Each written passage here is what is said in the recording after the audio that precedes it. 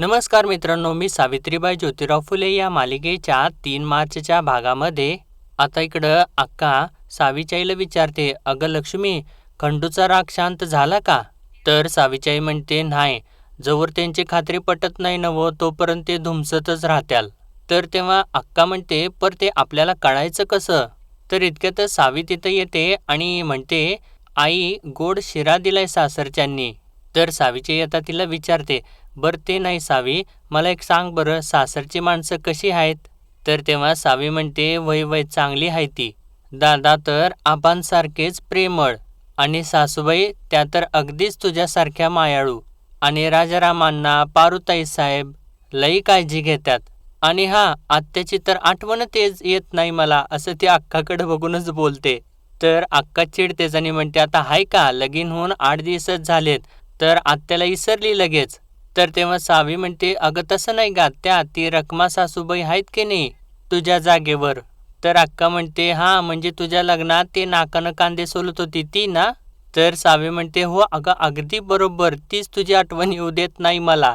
तर अक्का आता चिडतेच आणि सावीच्याही हसत असते. आणि अक्का म्हणते, आता काय म्हणावं या पोरीला, तिच्या जागेवर मला नेऊन बसवतेस वय ग, म्या काय नाकानं कांदे सोलते, असं म्हणून तिला एक धपाटाच मारत असते. तर तेव्हा सावी धावत जाऊन तिच्या आईला जाऊन बिलगते आणि म्हणते, सांग की ग आत्याला. तर सावीची आई सुद्धा म्हणते, काय हो वंश, आता पोरीचं लग्न झालंय. आणि सावीला विचारते, बरं मला सांग, सासूरवास होत होत नाही ना ग तुला? तर सावी विचारते, सासूरवास म्हणजे? तर सावीची आई म्हणते, घ्या वंश, आपलं जावई बापू लई नशीबवान, माझ्या सासूरवाशीन पोरीला सासूरवास काय हेच ठावं नाही नवं. तर अक्का तर विचारतं, काय ग सावे, जावई बापूंचा स्वभाव बरा आहे नवं? तर आता सावी थोडंसं थांबते आणि थोडंसं विचार करू लागते की काय सांगावं. आणि त्याला आता तो सगळा क्षण आठवत असतो, ज्यावेळी ज्योती ओरडत असतो, माझ्याशी कोणी बोलायचं नाही सांगितलंय नवं, आणि म्या कुठं बी येणार नाही. तर आता सावी म्हणते, म्हणजे ते सगळं आठवल्यानंतर ती बोलते, आता अगं ते मला काय माहिती? तर सावीची आई आता थोडासा विषय बदलायचा प्रयत्न करते, म्हणते, काय हो वंश, कशाला उगीच पोरीला त्रास देताय? आणि सावीला म्हणते, बरं ऐक, आता आराम कर, तू दमली असशील, आणि जावई बापूंना काय हवं नको ते सुद्धा बघ, पाणी वगैरे हवाय का बघ त्यांना, असं म्हणून तिला जायला सांगते. तर तेव्हा आता सावी तिथून चाललेली असते आणि अक्काला म्हणते, चला येते बरं का रखमा सासूबाई, असं म्हटल्यानंतर अक्का तिच्या मागेच लागते मारायसाठी आणि सावी आता धूम ठोकते तिथून. आणि ती गेल्यानंतर अक्का म्हणते, आता चला काळजी मिटली बाई. तर सावीची आई म्हणते, पुरती काळजी मिटली नाही वंश, हळूहळू चुचकारत माहिती काढायला पाहिजे, तवा जाऊन पोटातलं वटावर येईल. आणि सावीच्या आईला तर त्या गोष्टीची थोडी शंका आलेली असते की सावीने सगळं काही तिला सांगितलेलं नसतं ते. तर मित्रांनो, आता इकडे दादा तर खूप चिडलेले असतात आणि ते ओरडत असतात, चिमणाबाई कोणी आहे का घरात? आणि ते दंगा करत असताना पार्वती बाहेर येते आणि विचारते, काय झालं? तर तेव्हा दादा म्हणतात, चिमणाबाई कुठं आहेत, बोलवा पटकन. तर तेव्हा पार्वती वय वय म्हणते आणि सासूबाई सासूबाई अशी हाक मारते. तर तेव्हा आता ज्योतीची आई धावतच बाहेर येते आणि विचारते, का वो काय झालं? भाकऱ्या होतच आल्यात, थोडा वेळ. तर तेव्हा दादा म्हणतात, त्या भाकऱ्या राहू देत बाजूला, तुम्ही दोघींनी बी भाकऱ्या करायच्या नाहीत. तर ज्योतीची आई जरासं पार्वतीकडे बघते आणि म्हणते, अव मग कोण करणार? तर दादा म्हणतात, धाकल्या सुनबाई करतील. तर ज्योतीची आई म्हणते, सावित्री. तर दादा ओरडतात, व्हय, नवी नवरी सुनबाई भाकऱ्या करतील आणि तुम्ही दोघींनी बी भाकऱ्या घेऊन माळ्यात यायचं. आणि असं त्यांनी म्हटल्यानंतर आता पार्वतीचं सगळं काही लक्षात येऊ लागतं. तर दादा म्हणतात, त्यांच्या हाताला चव बी हाय. हो, आणि म्या निरोप बी धाडलाय नायगावला, येत्यालच त्या. आणि हो, आणखीन एक, भाकऱ्या झाल्या की सारवून बी घ्या त्यांच्याकडनं. आणि असं त्यांनी म्हटल्यानंतर ज्योतीच्या आईला तर काही कळतच नसतं आणि इकडं पार्वतीला मात्र धक्का बसलेला असतो. आणि ती म्हणत असते, दादा. तर तेव्हा दादा तिच्या अंगावरच ओरडतात, खबरदार, एक सबूत बी बोलाल तर जीवाला जरा तरी काहीतरी वाटाय पाहिजे. कोणी सारवाय सांगितलं धाकल्या सुनबाईसनी लाकडं फोडाया भाकऱ्या भाजाया? कोणी सांगितलं? असं रागारागातच विचारत असतात. तर तेव्हा या दोघीसुद्धा गप्पच झालेल्या असतात आणि पार्वती तर खाली मान घालूनच उभी असते.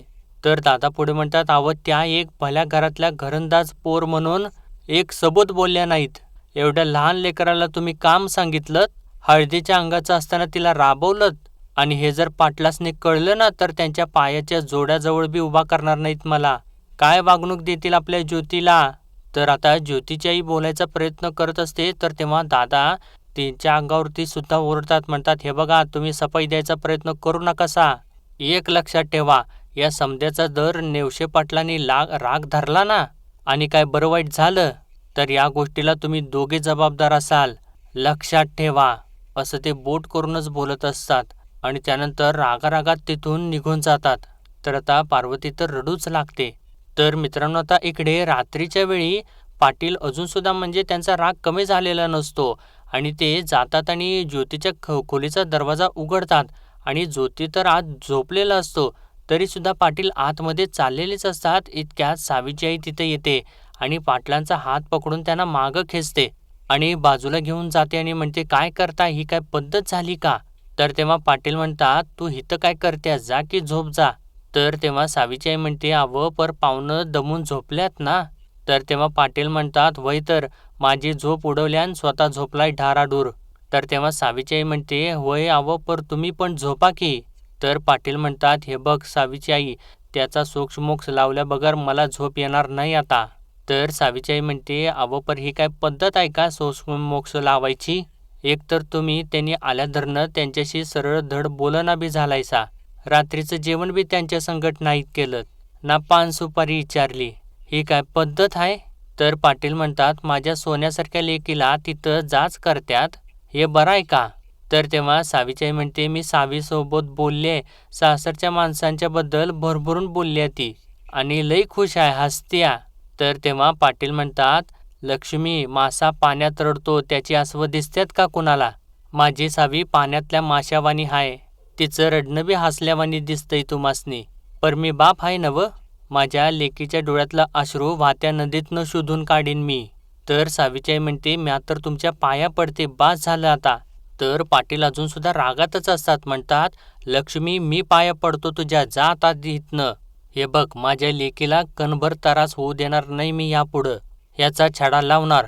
असं म्हणून ते परत चाललेले असतात. तर सावीची आई त्यांचा परत हात पकडते आणि म्हणते, जे काय करायचं असेल ना ते सकाळी करा, आता त्यांना झोपू द्या शांतपणं आणि तुम्ही पण झोपा, चला चला. असं म्हणून त्यांना तिथून खेचत घेऊन जातात आणि ते जेव्हा तिथून निघून जातात तर तेव्हा त्या सावी दरवाजाच्या मागे आडोशाने उभा राहून ते सगळं काही ऐकत असते आणि हळूच ती तिथून दरवाजा उघडते आणि त्यानंतर जाऊन ती झोपते. आणि मित्रांनो, आता दुसऱ्या दिवशी सकाळी सावी अशी छान वगैरे तयार होऊन आलेली असते आणि बाहेर सावीची आई रांगोळी काढत असते. तर तेव्हा सावी तिथं येते आणि म्हणते, आई मी काढू का रांगोळी. तर तेव्हा सावीची आई म्हणते, वय काढ की. तर तेव्हा सावी म्हणते, तुला माहिती आहे का, मी पुण्यात बी काढायचे, म्हणजे रांगोळी नव्हती मग सगुणावने आणून दिली. तर तेव्हा सावीची आई म्हणते, वय का, मग समद्यासनी आवडली असेल नाही. तर तेव्हा सावी म्हणते, वय समदे खुश झाले, थांब मी रांगोळी घेऊन येते. असं म्हणून ती आज चाललेलीच असते. इतक्यात आता पाटील बाहेर येतात आणि तिला म्हणतात, थांब सावी, मला तुझ्या संगट बोलायचं आहे. तर सावी म्हणते, माझ्याशी. तर त्यानंतर पाटील अक्काला सुद्धा बाहेर बोलावतात. तर अक्का बाहेर आल्यानंतर पाटील सावीला म्हणतात, बघितलंस का, घरचे समधी मंडळी आता इथंच आहेत, तुझी आई हाय, अक्का हाय, मी हाय, आता कोणीतरी बोलावलं म्हणून आले म्हणून पळायची गरज नाही तुला. तर तेव्हा सावी आबा असं म्हणत असते. तर पाटील म्हणतात, आबा खिनभर बाजूला ठेव आणि जे मी विचारतोय ते खरं खरं सांगायचं, सांगशील का. तर असं पाटील म्हणत असताना अक्का मध्येच बोलते, म्हणते, अरे खंडू, जरा तिला स्थिर स्थावर तर होऊ देत की, लगेच कसला प्रश्नांचा भडीमार करतोयस. तर सावीची सुद्धा म्हणते, वय की, मला पण तसंच वाटतं. तर पाटील आता तिच्यावरती ओरडतात, म्हणतात, तुम्ही गप बसता का जरा. तर परत सावीला म्हणतात, सावी, मी जे विचारतोय ते मला पटदिशीर सांगायचं आणि खरं खरं सांगायचं, तुझ्या आबाची शपथ आहे तुला, सासरच्या घरी 20-20 भाकऱ्या थापल्यास का तू. तर तेव्हा सावी अजून सुद्धा शांतच असते, ती काही बोलतच नसते. तर पाटील परत त्याच्यावरती ओरडतात, काय विचारलं मी सावी, बोल पाटशेरी. आणि असं ते ओरडत असताना आता ज्योती तिथं येतो. तर पाटील परत सावीला विचारतात, सासरच्या घरी 20 भाकऱ्या थापल्यास का तू. तर आता सावी थोडीशी रडूच लागते, घाबरलेली असते खूप. तर इतक्यातच ज्योती तिथं आलेला असतो आणि तो म्हणतो, वय. आणि त्यानं वय असं म्हटल्यानंतर सगळेजणच धक्क्याने त्याच्याकडे बघू लागतात. आणि ज्योती आता खाली येऊन त्यांच्या समोर उभा राहतो आणि सांगतो, थापल्या तिनं भाकऱ्या. तर पाटील परत सावीला रागात विचारतात, यांचं समजा घर सारवलंस तू? तर ज्योती म्हणतो, होय, सावित्रीनंच वाडा सारवलाय. तर पाटील म्हणतात, होय का? मग आमच्या लेकीकडनं लाकडं फोडून घेतली हे बी खरं असल? तर ज्योती म्हणतो, होय. तर पाटील आता एकदम रागारागात जाऊन ज्योतीच्या समोरच उभा राहतात आणि म्हणतात, तुमच्या जागी दुसरा कोणी असता का नाही? तर त्याची काय अवस्था केली असती समध्या नायगावनं बघितलं असतं. अव हळदीच्या अंगाची लेक माझी आणि तिला चुलीच्या मोहरं बसवताय वय? मी फुलासारखं जपली माझ्या लेकीला आणि 2 दिवसात तुम्ही सासूरवास सुरू केला. तर ज्योती म्हणतो, सासरे बुवा हे बघा, सावित्रीनं काम केलं हे खरं आहे, पण तिनं स्वतःच्या मनानं काम केलं का कोणी बळजबरी केली, यावरून सासूरवास हाय का नाही हे ठरवता येईल. तर पाटील आता परत सावीला विचारतात, सावी, जावई काय म्हणतात? तर सावी अजून सुद्धा शांतच असते. तर पाटील आता परत तिच्यावरती जोराने ओरडतात, सावी, सांग मला, सासूरवास कोणी केला तुला? तर सावी आता बोलते, म्हणते, आबा, कोणी सासूरवास केलेला नाही, मलाच काम करावंसं वाटलं. तर पाटील विचारतात, अगं पर का, काय गरज होती? तर सावी म्हणते, यांच्यासाठी. तर ते ऐकल्यानंतर ज्योती म्हणतो, माझ्यासाठी? तर सावी म्हणते, होय. आणि पाटलांना म्हणते, आबा, हे लग्नाला तयार झाले ते शाळेत जायला मिळेल म्हणून. मग जागरण गोंधळाच्या दुसऱ्या दिवशी यांनी दादांना सांगितलं की मला शाळेत जाऊ द्या. मग दादा नाही म्हणाले. मग हे म्हणाले, मी लग्नच केलं शाळेसाठी, मग का ही लग्नाची ब्यात माझ्या गळ्यात बांधली? आणि असं ते मित्रांनो सगळं काही पाटलानं सांगत असते. आणि त्यानंतर म्हणते, आबा, हे मला ब्याद म्हणाले. आणि असं तिनं सांगितल्यानंतर सगळ्यांनाच धक्का बसतो आणि पाटील तर अजून रागाला येतात. तर सावीची आई विचारते आता, जावई बापू, माझ्या लेकीला ब्याद म्हणलात तुम्ही? तर ज्योती म्हणतो, म्या नाहीतर? तर सावी म्हणते, आबा, मग म्या बी ठरवलं, मी ब्याद नाही तर नेवशे पाटलांची लेक आहे. मग दिसल ते काम म्या करू लागले. कोणी गमतीनं म्हणालं तर अख्खा वाडा सारवला. मला यांना दाखवायचंच होतं. मग मला सगुनाव म्हणाल्या की हे मला नाही तर लग्नाला ब्याद म्हणाले. तर अक्का म्हणते, आता हाय का, बोलले ते एक आणि कानानं ऐकलंय दुसरंच. अगं काय सावी? तर सावी म्हणते, आणि मी आबांना शब्द दिला होता की तिथं मी तुमची मान कधीच खाली जाऊ देणार नाही, म्हणून मी यांची मर्जी राखायला समद काही आनंदानं केलं. तर आता तिने असं म्हटल्यानंतर ज्योती म्हणतो, माझी मर्जी राखण्यासाठी तू हे समद केलंस? तर अक्का म्हणते, बघितलंस का खंडू, लगीन होऊन 4 दिवसच झालेत, तर नवऱ्याची मर्जी सांभाळायला लागली पोर. तर सावी म्हणते, आणि आत्या, आईनं बी मला सांगितलं होतं की नवऱ्याचं सुख म्हणजे आपलं सुख, नवऱ्याचं दुःख म्हणजे आपलं दुःख, म्हणून मी यांच्यासाठी केलं. आणि असं ती बोलत असताना मित्रांनो ज्योतीला तर ते खूप छान वाटत असतं. आणि इकडे अक्का आणि सावीच्याही सुद्धा खुश झालेले असतात. तर तेव्हा ज्योती पाटलांना म्हणतो, पर मला तर हे माहीतच नाही. तर तेव्हा आता पाटील सावीजवळ जातात आणि तिला बाजूलाच घेऊन येतात आणि म्हणतात, लेकरा इकडे ये, हे बघ, मला एकदा काय ते खरं खरं सांग, माझी शपथ घेतल्यास तुला ही समद कामं करण्यासाठी सासरच्या माणसांनी बळजबरी केली का? तिथं तुला कोण टोचून बोललं का? कोणी जाच केला का कसला? तर साविता सांगते, अहो आबा, तसं काहीच झालेलं नाहीये. आबा, तुमची शपथ, असं म्हणून ती गळ्याची शपथ घेऊन सांगते. आबा, खरंच व समधी माणसं चांगली आहेत आणि दादा तर म्हणतात ही माझी गृहलक्ष्मी आहे. तर तेव्हा आता पाटलांचा सगळा गैरसमज दूर होतो आणि म्हणतात, आई अंबाबाई पावली का नाही? आणि ह्या दोघी सुद्धा देवीकडे हात जोडतात. तर पाटील म्हणतात, लेकरा, हे मला आधीच सांगशील का नाही? कवा दरनं विचारतोय, नजर चोरून पळत होतीस माझ्यापासनं, केवढी गपलत झाली माझी. आणि त्यानंतर ज्योतीच्या समोर जाऊन उभा राहतात आणि म्हणतात, जावई बापू, आता काय बोलणार मी? आणि त्याच्यासमोर हातच जोडतात आणि चुकलं माझं असं म्हणतात, माफ करा मला. तर तेव्हा ज्योती तर त्यांचा हात खाली घेतो आणि म्हणतो, अहो तुम्ही का हात जोडताय आणि माफी कसली? तर पाटील म्हणतात, अहो माफी म्हणजे अशा हिऱ्याला गारगोटी समजलो हो मी, त्याच्यासाठीनं माफ करा. तर आता सावीची आई म्हणते, जावई बापू, सासरी तुमची लई रागात होते बरं का, म्हटले होते माहेरी आली की सावित्रीला धाडणारच नाही परत पुण्याला. तर ज्योती म्हणतो, अरे बापरे, म्हणजे शाळा बी नाही आणि बायको बी नाही, अशी तऱ्हा झाली असते माझी. आणि त्यांना असं म्हटल्यानंतर सर्वजण हसूच लागतात. तर पाटील म्हणतात, खराय, लोकांसनी बघवत नाही हो, काय बाई येऊन कानात सांगत बसत्यात, पर खरंय, बघणं आणि ऐकणं याच्यामध्ये 4 बोटाचं अंतर असतंय, हे खरंय बरं का. तर अक्का म्हणते, खंडू बघितलं का, जावई बापू कसं धुतल्या तांदळासारखं आहेत. तर पाटील सुद्धा म्हणतात, हाय हाय, जसा ऐकला होता तसा साजरा पाहुणा हाय माझा. तर अक्का म्हणते, मग आता त्यांचा पाहुणचार त्यासनी शोभल असाच करायचा बरं का.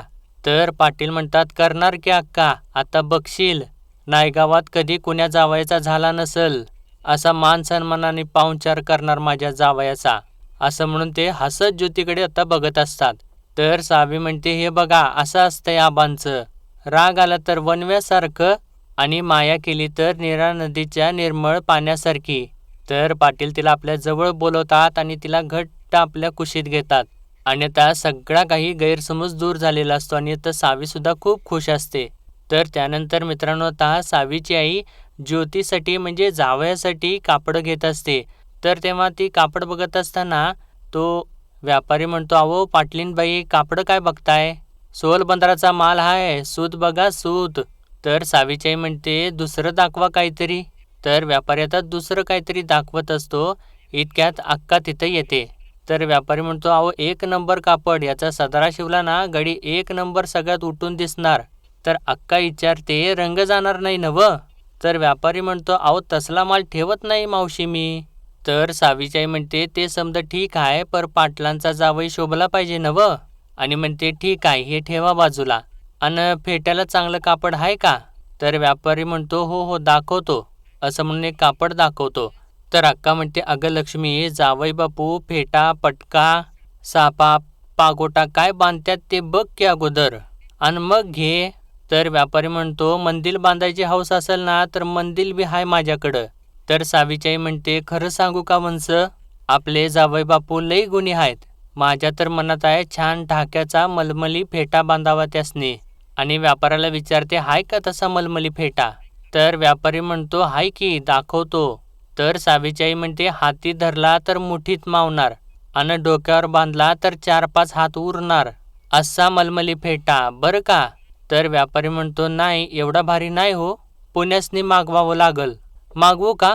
तर सावीची आई म्हणते, नग नग, एवढा वेळ नाही आपल्याकडं, उद्या आमची लेक चालली सासरला, तसंच काहीतरी साजसं कापड दाखवा बरं.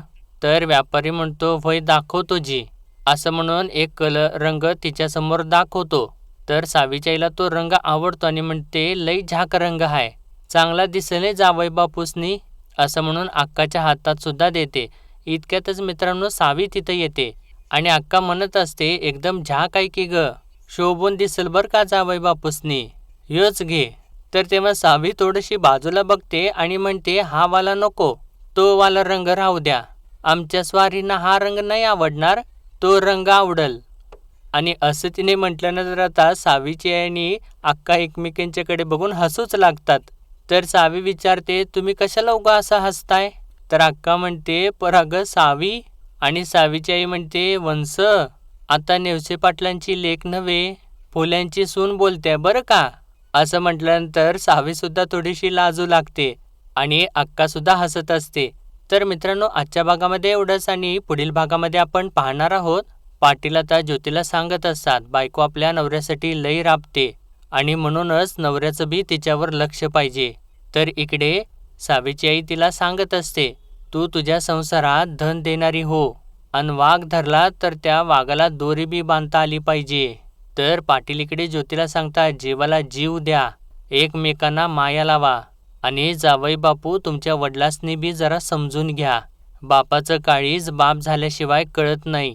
आणि असं त्यांनी सांगितल्यानंतर ज्योतीला त्या गोष्टीचं थोडंसं आश्चर्य वाटतं आणि सावी तर ज्योतीकडेच बघत असते. तर मित्रांनो, आजच्यापुरतं एवढंच आणि भेटूया परत उद्याच्या भागामध्ये. तोपर्यंत आपल्या व्हिडिओला लाईक, शेअर आणि सबस्क्राईब नक्कीच करा. धन्यवाद.